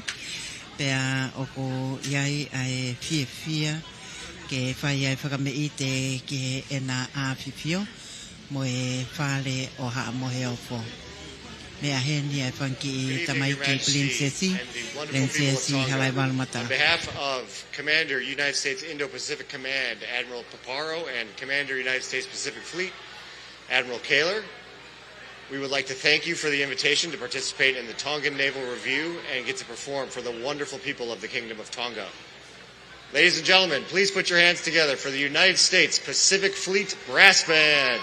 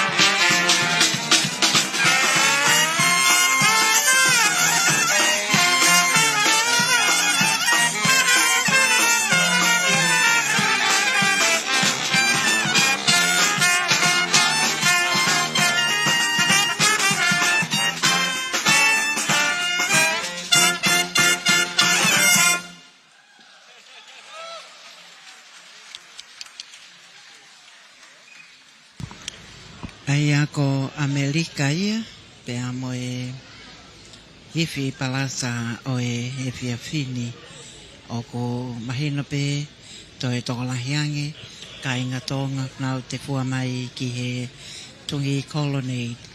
Aia o ko to e ko e fika valueni ko ha amoa, pe hoko a Tonga, ko e korisko Tupou, no Sila, India, Amerika, ha amoa, korisko Tupou, e amo tongani. Whai vai au ko tauhanga nā kikia. Talofa lava from the island of Samoa. Tonight we'll be performing 2 items. The first one is going to be our ladies group dance. And the last one is going to be our Tupou Siva. Whaftai te lava manuia po.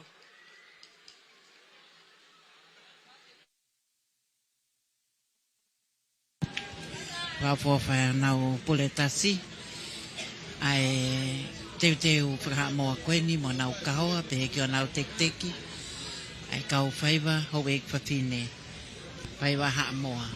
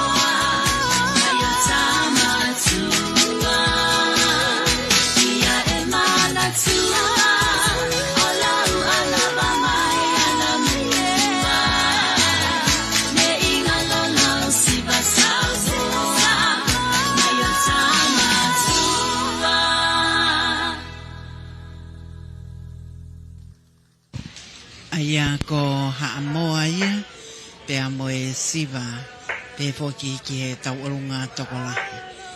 Toe pe ai whanua e ua, aia toe pe ai kolisi ko Tupou, pea whakakato mai lewa me I tongani. Ko e kakato ia, ai ngahi whakariari, whaiva whakame ite, ki he ena a whiwhio mo e tāla manu, ki he nea whio e tui o Tonga e tamako Tupou wano, pea mo e aho aloi, o nongo purumani matao. Whakamalo ai pe ki he Western Union, mo e Fexco Limited. Robina Nakao, pea mo e whingawe aki mo e komisoni whakamapuralea Tonga, I he whakahoko e whatongia o e whiwhini, ki autaki ki he kotoa o Tongani, pea mo e oto mulina, whakafou I he leti o Tonga Uraki, mo e whaemahi wanoa, ko e live stream, pe si Facebook o Tonga Broadcasting live streaming, pe he whoki ki he televisione Tonga.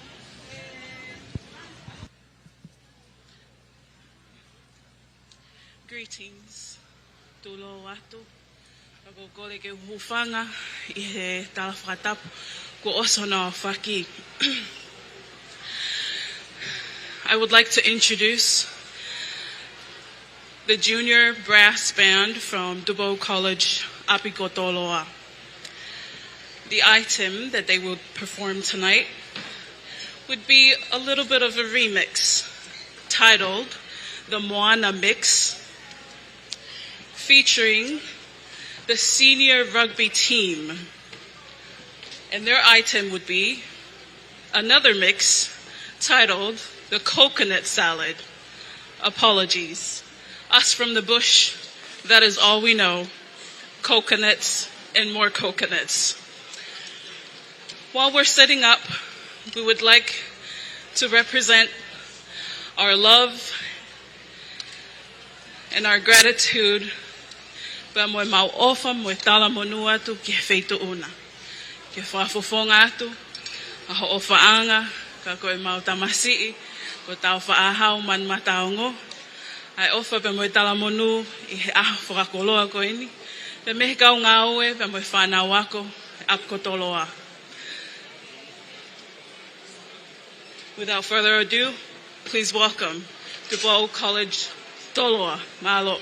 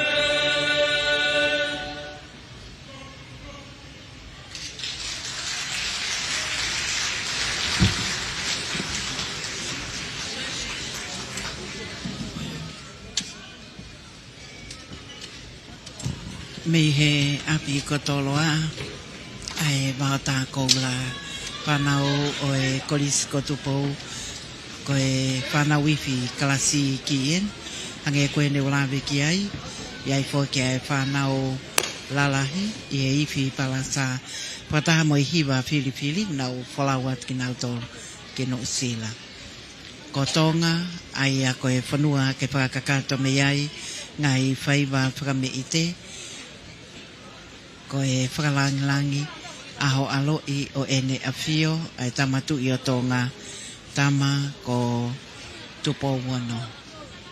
Iai whoki ai amanaki ko e ngahi Stacy ko ia a Tonga o ki ai pia mo e pot ngawe tak mamata a Tonga o ko iai whoki mo ngahi ngawe whakamea a ngahi koloa ngauhi pe i Tonga ni i e manafa ko ni ai fund management ai o ki ai Fexco Western Union i hala tau whaahau iai whoki ai toenga o ngahi pale ke hoko atu pe ngai whaiwa nau tau hi mai me ai ha moa fisi ai au ki he tawhaki ko ia o e Millennium Motors iai whoki pe mo e pale ko ni ko e teniti ngau hi oi poi ke whaiwa e kau mauli me he kainga koia no sila mo Australia iai whoki mo Stacy ngau e akia e whaipekau ko matahele pustua mo e timi koia a no sila ki tongani mo e equippers kaulangi tu a eni amanaki ke whakahoko ai whaiwa whakatonga nau i he funga Stacy ai au ki ai whoki ai amanaki o ko tau kau whakataha ko e ao whangatuku eni ai o wau e aho pia mo i kātoanga Fexco Western Union One Tonga Block Party Wanoa Wafa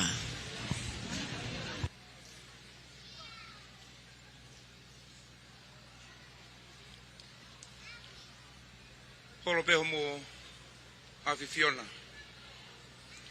kai tuku pe mua ke te matamua he poni ke whakaosia ke kātoanga whakalangi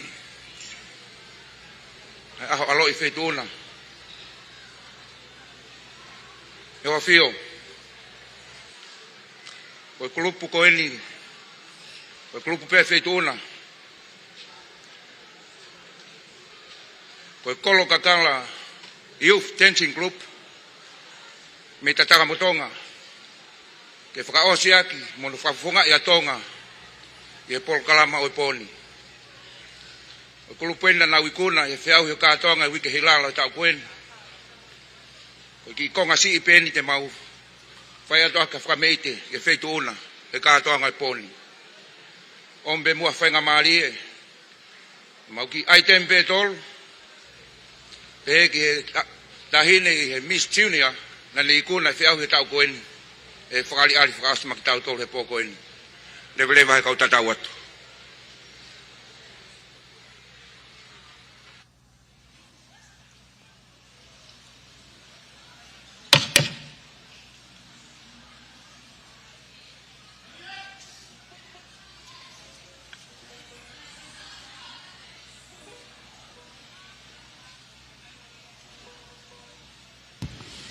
koe kau whaivaeni iai whoki ai pepine tau walunga Miss Junior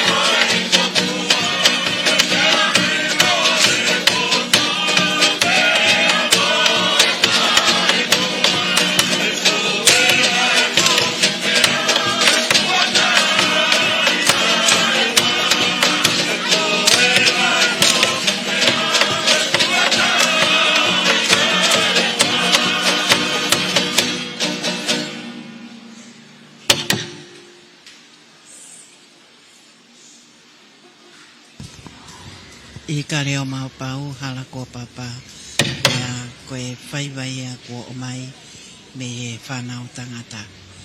Koe whanau whiwhineen hoko atu ki ai e whaiwa a tōngani.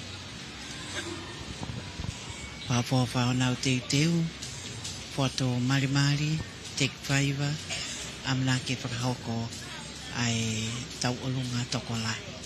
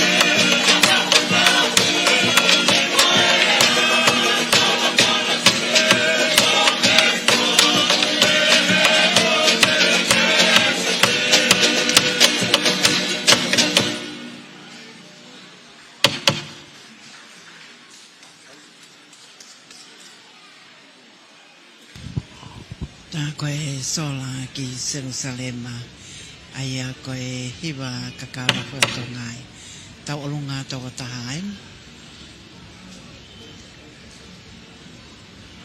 koe ngahi whaiwaia papofonga ia ki a tongani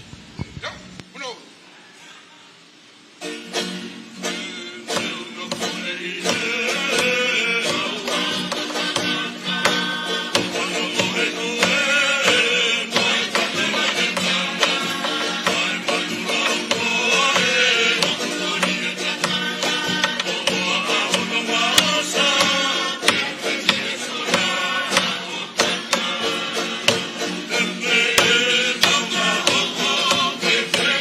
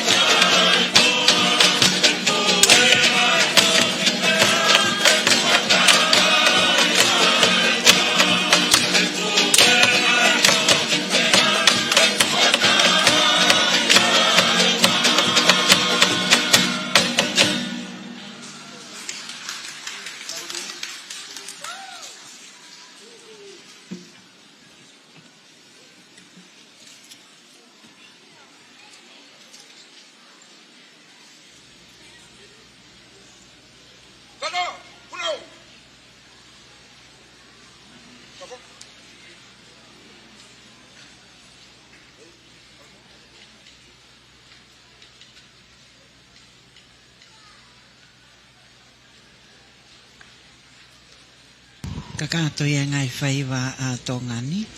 Pea koe whakamaupopo e Paul Kalama. Ai ko wakai, koe konsera whalanglangi.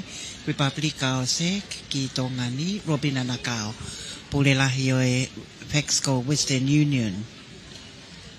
Your Majesties, members of the royal family, we'll conclude the One Tonga Block Party concert with the vote of thanks, to be followed by the benediction. We thank God for blessing us with a fantastic evening. We thank your Majesties for taking the time to make this event so very special for all of us.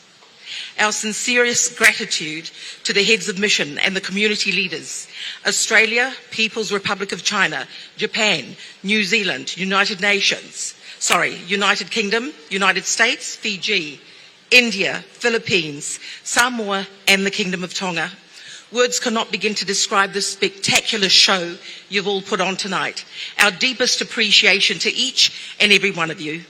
Our heartfelt thanks to the sponsors, Cafe Escape, Digicel, Federal Pacific Finance, Magic Signs, TCC, Tonga Power Limited, Number One Currency, and Western Union.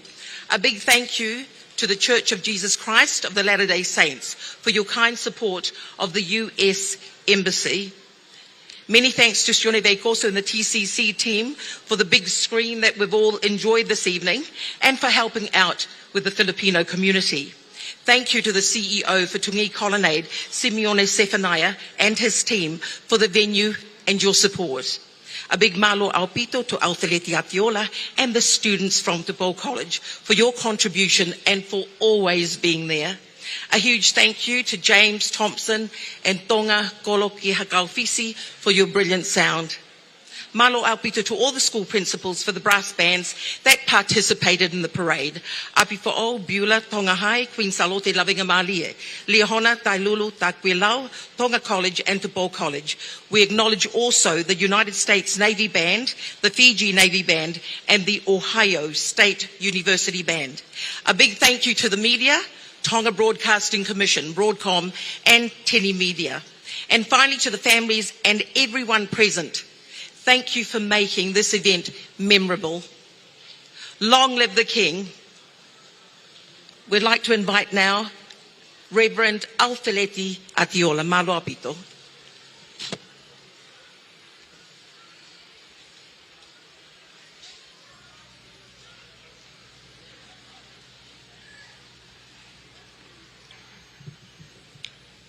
Kau ke whamalo ia e tamai, aro, lau marie, kau ai kakai o langina, kau mo mamani furipe.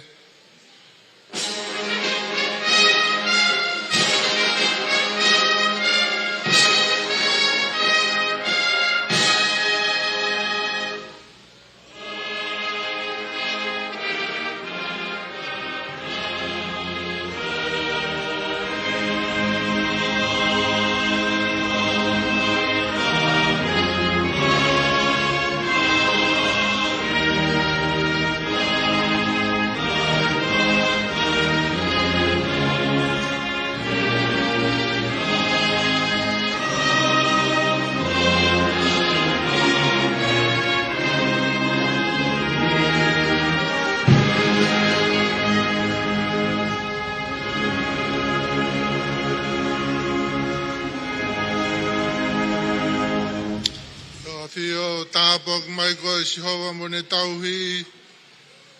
Paula mai si hoa no fofonga ke feitu na mo ne alofa. Ke hangai fofonga mai a si hoa ke te koe. O fua ke atua ene merino. Tāpok ke atua koe tamai mo alo mo lau mari e maunion.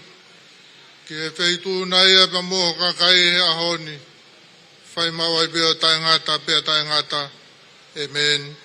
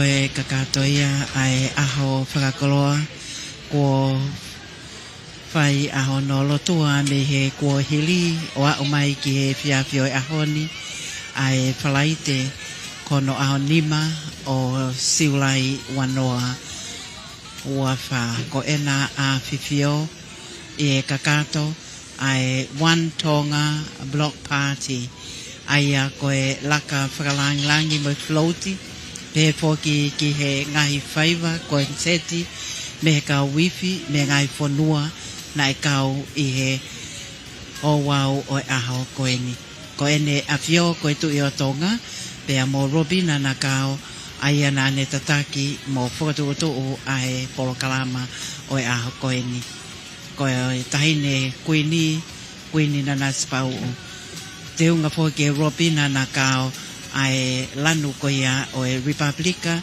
o Sek ai a koia o kone hoko koe konsela whakalanglangi ki tongani koe Tungi Colonnade pea moe liwaki ai ha ele a ena a whiwhio me he katoanga whakawhiwhia koe katoanga whonu e ofa koe katoanga o ko whakahai ai kei Tonga a Tonga. Viringi ai fuka whakatui pea whai ai tue pea moe mawaba ai kainga Tonga o ko nau ihe ngahi tawhaaki. Mokoi ai hono whina ngalo pehe ke tahine kuini pea liwa ki ato mei he Tungi Colonnade. O maafoki ai kakato ai whakahoko patongia ai komsoni whakamapola lea Tonga i he leti o Tonga raki moiua pe foki ke live stream pe si Facebook o Tonga broadcasting live streaming o maafoki ai television e Tonga honga ke pai ai whengawe aki Robina na kao mo Fexco Western Union lava ke whakahoko ai patongia koeni ke whakailongai ai katoanga o e aho aloi o e nea fio koe tu i o Tonga. Patawangi na tau whilongoa ki lelei, au tā ki atu ai ngahi whaiva whiawhia, pea ke tau nofo ai i e whiawhia, ngā ue whakataha, wha utaha, nofo me lino, mo wowonga taha.